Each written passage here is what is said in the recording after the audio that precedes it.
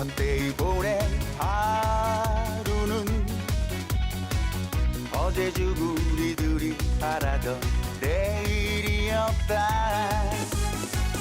지금 우리가 포기한 작은 꿈들은 꿈을 꾸던 이들의 간절한 소망이 없다. 지금 이 순간, 바로 지금 이 순간. 네, 안녕하세요. 네, 저는 시민활동가 이은주입니다. 네, 안녕하세요. 네, 안녕하세요. 네, 반갑습니다. 반갑습니다. 윤병국 의원님께서 이번에 네.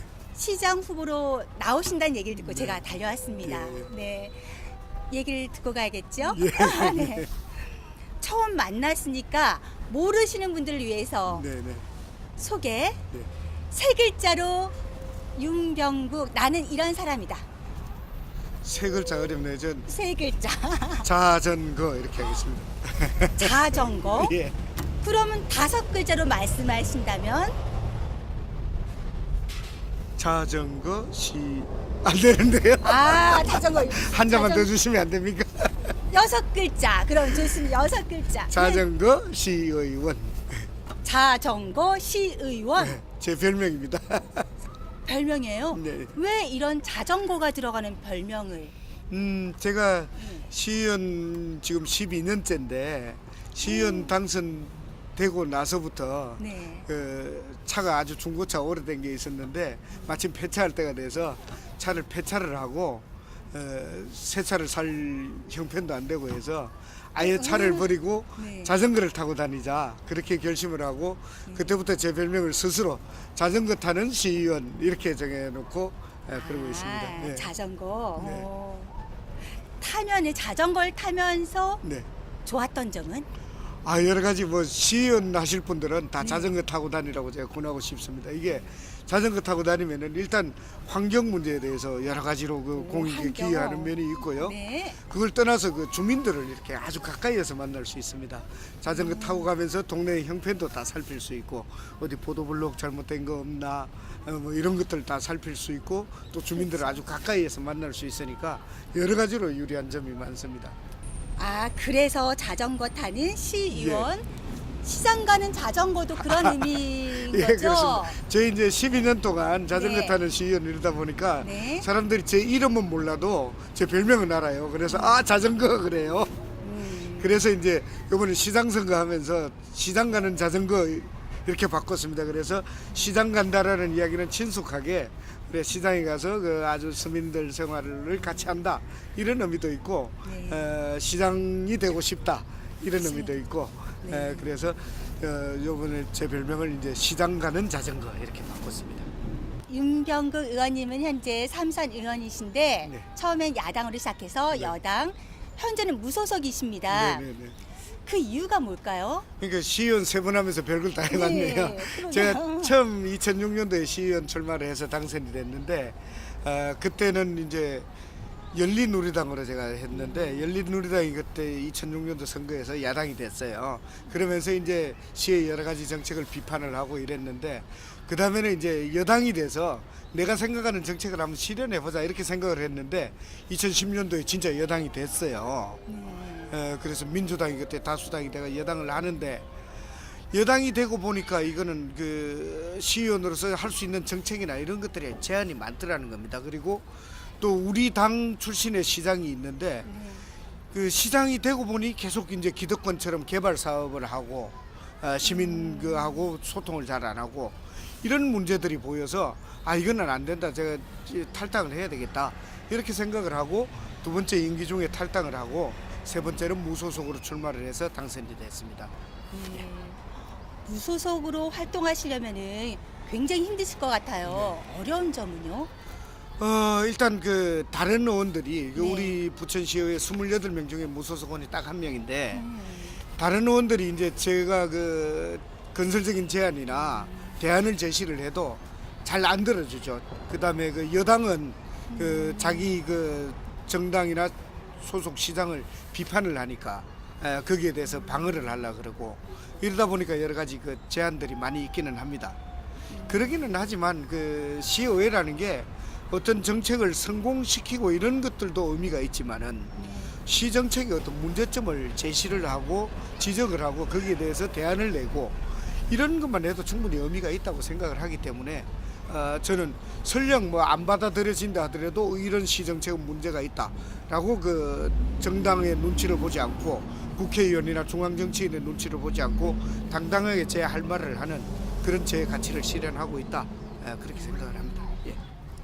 부천시장 공약이 있을 거 아니에요. 네네. 그 중에서 가장 나는 이것을 중심에 둔다. 뭐가 저는 있을까요? 시장으로서 그 당선되면 제일 먼저 해야 될 일이 지금 우리 그 대장동 70만 평 벌판에 산업단지를 조성하는 계획이 지금 행정 절차가 진행되고 있습니다.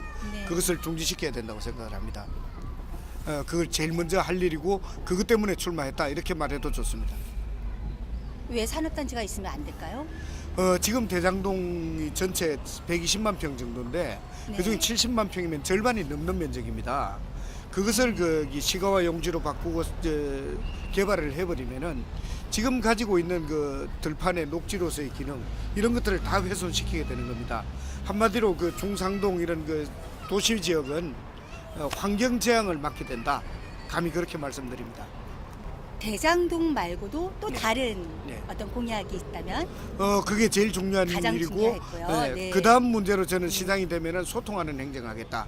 음. 지금 우리 김만수 시장이 그 전임 시장이 불통 행정을 했다 이러고 돼서 당선되고 슬로건도 시민이 시장이다 이래서 시민들 이야기를 많이 듣겠다 이렇게 해놓고도 제일 많이 지적을 받는 게 소통 안 하고 있다 불통이다 이런 지적을 받고 있습니다. 저는 소통은 그 시장 개인에게 맡겨서는 안 되는 일이다. 이거는 제도화 시켜야 된다. 그래서 직접 민주주의를 활성화시키는 여러 가지 제도를 만들어 가겠습니다. 예를 들면은 주민자치위원을 100명 정도로 넓히고 추첨에 의해서 주민자치위원을 선정을 하고 주민자치위원회에 시장이 가진 예산과 권한을 충분히 이양을 해서 풀뿌리 민주주의를 활성화시키겠다. 그런 정책을 추진하고 있습니다. 이거는 이제 시장 얘기하고 좀 다른 얘기인데 예. 12년 동안 깜짝 놀랐어요. 등굣길 봉사, 교통봉사를 네네. 하셨대요. 네. 지속적인 봉사가 쉽지 않거든요. 네네.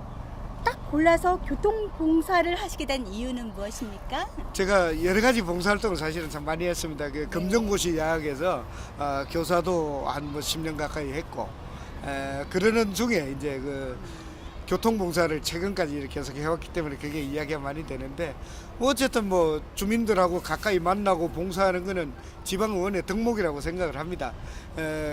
제가 바로 이 자리에서 교통봉사를 시작을 했습니다. 여기 학교 앞에서 5년 봉사를 하고 저 계남초등학교 앞에서 8년 봉사를 했는데 그거는 뭐 제가 봉사활동이라고 이야기를 하지만은 오히려 저한테 여러 가지로 많은 도움을 준 그런 활동입니다. 주민들을 가까이에서 만나죠. 또 제가 규칙적으로 생활할 수 있게 하죠. 그래서 오히려 뭐 봉사를 한다는 핑계로 제가 도움을 많이 받았던 그런 일입니다. 아유, 그렇죠. 봉사는 본인도 성장하고. 네네, 그렇습니다. 예. 아우, 좋네요. 제가 주민들하고도 만날 네, 수 있는 기회도 있고. 자원봉사센터 소장으로도 또 제가 3년을 근무했습니다. 아, 예. 네, 그러시구나. 가장 부천 시민으로서 고민스러운 게 네네, 부천시 오염 문제거든요. 네네네. 그 먼지 문제가 네, 있고. 그래서 지금 대장동 얘기를 하셨잖아요. 네네, 그거 말고 이 먼지, 미세먼지라든지 네네. 이거는 우리 전체적인 국가적인 문제이기도 네네네, 하지만 네네. 부천이 분지 형태의 도시이기 때문에 맞습니다. 예, 예. 먼지가 이렇게 유입이 되는 네, 현상이 네, 있어요. 네. 거기다가 높은 산들이 없어요. 네, 맞습니다. 그러면 대장동도 지켜야 되지만 또 다른 방법으로 네네. 부천시의 문제를 해결할 수 있는 방법은 어떤 것이 있다고 생각하세요? 예, 그 미세먼지 문제는 말씀하신 대로 네. 그 외부 요인도 있고 또 네. 내부 요인도 있습니다. 그래서 외부 요인 우리가 통제할 수 없는 문제를 가지고 그 실험하고 손 놓고 있을 수는 없는 일입니다. 그래서 내부적으로 충분히 노력을 해야 되는데 이 말씀 시켜주셔서 감사합니다. 저는 그 차량 수요 억제 정책을 해야 된다 그렇게 생각을 합니다. 그래서 제일 중요하게 생각하는 게 차량 숫자를 줄이는 건데 그 획기적인 방법으로 우리 부천은 그 통과 교통량이 한 60% 가까이 됩니다. 그러니까 서울 인천 네, 사이를 예. 통과하는 교통량이 많다는 거죠. 그래서 혼잡 통행료 징수를 검토하겠습니다. 이 혼잡 통행료라는 거는 네. 부천 시민한테는 적용이 안 되나요? 아니면 다 같이? 자세한 내용은 그 훗날에. 용역을 통해서 네. 검토를 해야 됩니다. 네. 근데 저는 이게 차량 수요 억제 정책이기 수요 억제, 때문에 네, 부천 시민도 같이 적용을 적용을 할 수 있지 않겠나 이렇게 생각을 합니다. 어쨌든 네. 차량 이용을 줄이고 수요를 네. 줄이자는 건데 설치 위치라든지 설치 시간, 네. 대상 여기에 대해서는 전문적인 검토가 필요하다고 생각을 합니다. 네. 시장이 모든 걸 결정을 해서 지금 하겠다 말겠다도 제가 결정하지 않겠습니다. 또 하나 이 미세먼지하고도 연관이 있다고 생각을 하는데 제 생각에는 부천이 인구 밀도가 굉장히 높잖아요. 네네. 새로운 아기라든지 청소년 이런 친구들이 네네. 많이 생기고 당연히, 들어오는 네네. 거는 대환영이지만 네네네. 아파트를 짓고 어떤 건물을 지어서 밖에서 이렇게 사회적 인구가 네, 사회적 들어오는 거에 인구를 대해서는 예, 예. 반대하는 입장이에요. 네네. 이 인구 정책에 대해서 예. 어떤 생각을 가지고 계시는지 그냥 정리를 네, 좀 예. 해주신다면. 지금 그 인구 절벽 네. 현상이 예. 현실로 다가와 있습니다. 지금 부천도 그 노인 인구가 10% 넘어가고 있고 네. 그래서 어르신들이 행복하게 편안하게 살 수 있는 대책도 세워야 됩니다. 근데 청년 인구가 자꾸 밖으로 빠져나가고 있습니다. 그래서 청년들을 부천에서 일자리를 만들게 하고 붙들어 놓을 정책 필요합니다. 그리고 그 저출산 문제에 대응하기 위해서 출산 장려 정책 이런 것들 당연히 필요합니다.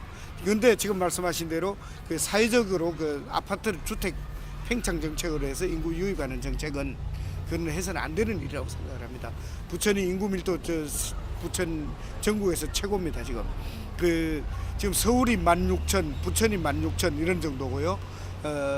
3위가 10,000명 정도고 4위 밑으로 가면은 10,000명 미만입니다. 부천이 그 정도로 압도적으로 인구 밀도가 높은데 여기에서 집을 더 짓고 공장을 더 늘리고 해서 인구를 유입하는 정책은 그야말로 바보짓이다. 그렇게 생각을 하는 겁니다. 도시의 적정 한계를 이미 넘어섰다고 생각을 합니다. 잘 지켜줘야 됩니다. 마지막으로 나는 이런 사람입니다. 네. 앞으로 시장이 되면 이렇게 하겠습니다라고 네, 네. 모르는 분들한테 홍보를 하신다면 네, 네. 어떻게 하시겠습니까? 그럼 시민 여러분 이렇게 시작할까요? 어우 편하신 대로 하세요. 시민 여러분, 제가 시장에 출마했습니다. 저는 보시다시피 토건행정 아웃, 미세먼지 없는 맑은 부천 오케이, 이것을 선거 슬로건으로 선거를 지금 준비하고 있습니다. 그리고 보다시피 천막 선거 사무실을 만들어서 시민 여러분들을 좀 더 가까운 곳에서 만나려고 이렇게 다니고 있습니다. 이야기를 많이 듣는 시장이 되겠습니다. 그리고 혼자 독단적으로 결정을 하는 게 아니라 시민들과 의논하는 그런 시장이 되겠습니다. 지켜봐 주십시오. 열심히 하겠습니다. 네, 감사합니다. 네, 바쁘신데 저희를 흔쾌히 맞아주시는 우리 윤병국 의원님 감사합니다. 고맙습니다. 네. 열심히 하겠습니다. 네. 화이팅 한번 해주시죠. 화이팅요 제가.